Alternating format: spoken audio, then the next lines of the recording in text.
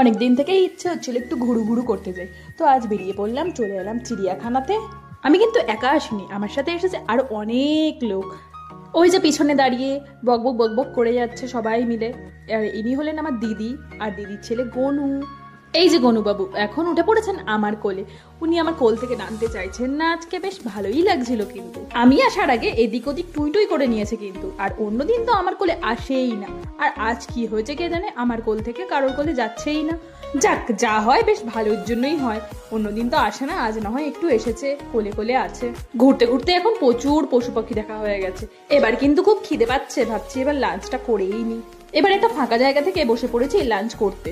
তো আমার দিদিরা এনেছিল রুটি, আর ওনাদের সাথে এসেছিল যারা, তারা এনেছিল আলুর দম, আর আমি নিয়ে গেছিলাম ডিম আর বসার চাদরটা আর জল। তো সবাই কম বেশি এনেছিল। যাই হোক, সব মিলিয়ে কিন্তু দারুণ হলো আউটিংটা।